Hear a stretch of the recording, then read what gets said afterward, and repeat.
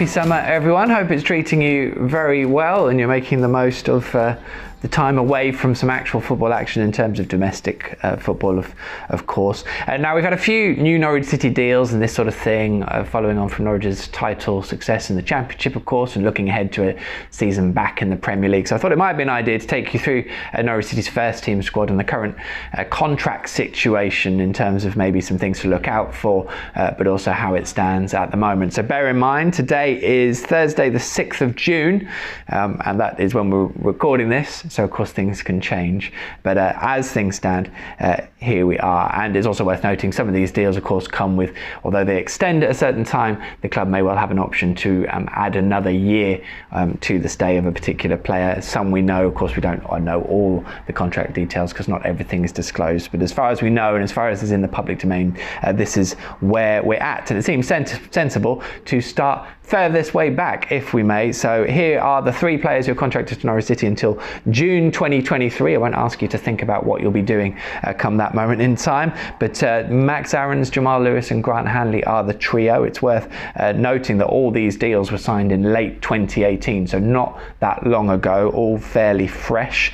It will be interesting with both Jamal and Max, of course, if they turn up in the Premier League and do well, which we all hope they will, whether they'll get another incremental contract upgrade possibly if they prove to excel. But clearly two of Norwich City's biggest assets going forwards, it's good that they are contracted for a good long period of time, another 4 years away from where we are now.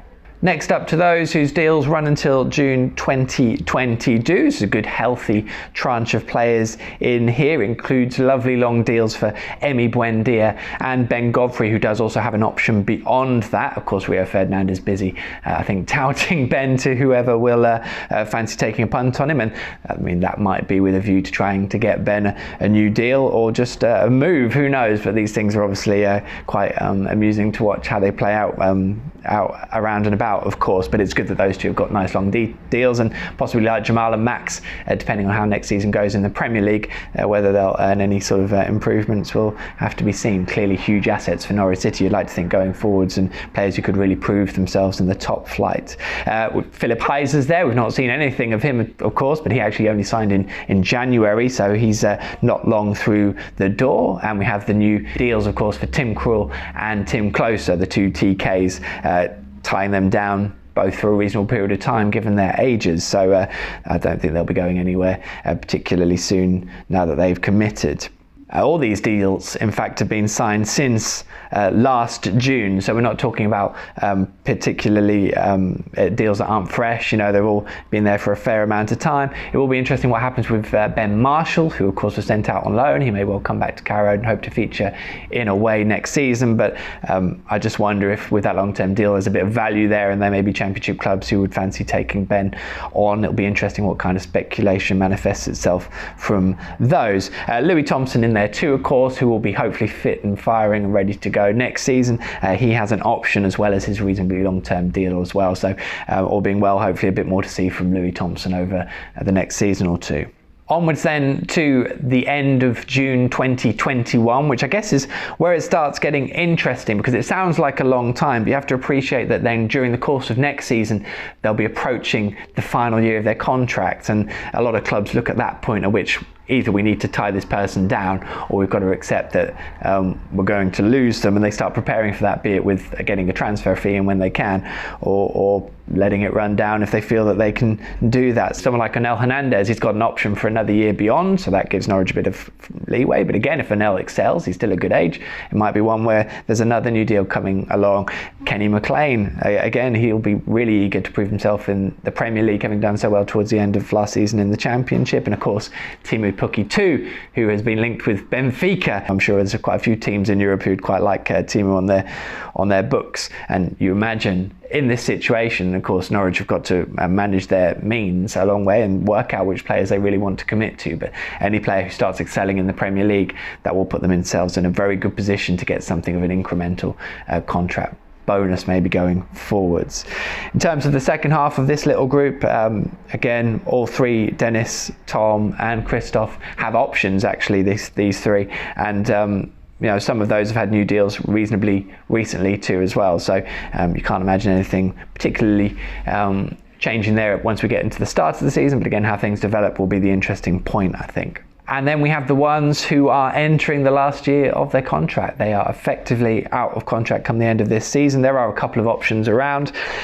And I think you look at this group, we can see the first half of it at the moment. We're seeing names that are probably not going to be involved next season and may well be arranged in terms of loans or departures before we get to that point, unless Norwich do actually want to go and tie them down to a slightly new deal, which we know is the case with Todd Cantwell, but it's probably going to need his agents to work out where they want him to be as to whether that actually happens or not. We know Norwich would love Todd to hang around, so it'll be interesting how that one pops along. Of course, Norwich have taken the option up, which is why Todd is now contracted for this final year of his initial deal. Marcel Franke, he comes back. He also has a year option beyond this season, so again, whether Norwich would take that, Marcel wants to try and compete for a place in the Premier League, but it's going to be a tall order, and difficult to see what he does in terms of a choice and how Norwich approach that. Likewise, James Husband, Nelson Oliveira, you imagine neither are going to be involved next season here,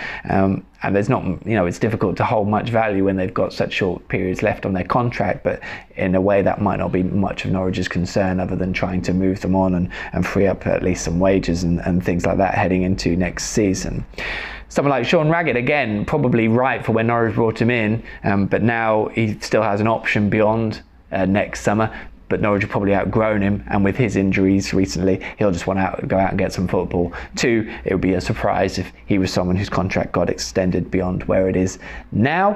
Patrick Roberts, he's just arrived. He'll be here for a year. The interesting thing with Patrick Roberts is his Manchester City deal, I believe, reportedly ends next season, so he's playing for a bit of his own future as well going forwards, and I don't know what the situation is between him and Manchester City, whether they've had any chats about his future there, so it'll be an interesting one. And of course, Alex Tettey signed a new 2-year deal last summer. Probably wasn't expecting everything to go quite so well in his first year in terms of the football club. He'll get to see out this year, but beyond that, he may be planning for something else away from Norwich City and work out where to finish his career. The only other one that does stand out to me in this group is Mario Vrancic. Now, he is 30, so that's an age where your value is quite limited in terms of going forwards. A little birdie did tell me that he was obviously a huge impact in terms of last season and what Norwich City achieved, but that it might not have been quite enough appearances to get him any kind of increment in his salary in terms of being a Premier League player, which would be a real shame if that's true.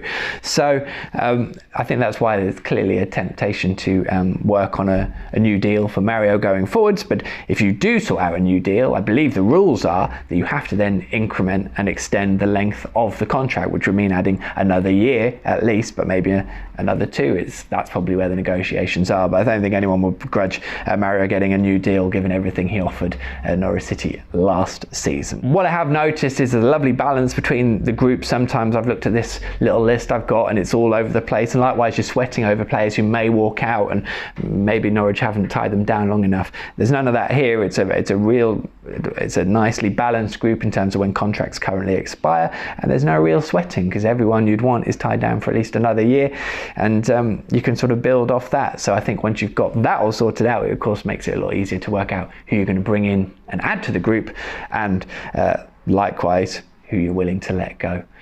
That is the current contract situation at Norwich City, but like anything in football, it's quite fluid, and I'm sure it'll change. And don't worry, us here at PinkUn.com will certainly keep you abreast of any changes, any incomings and any new contracts over the summer and of course next season.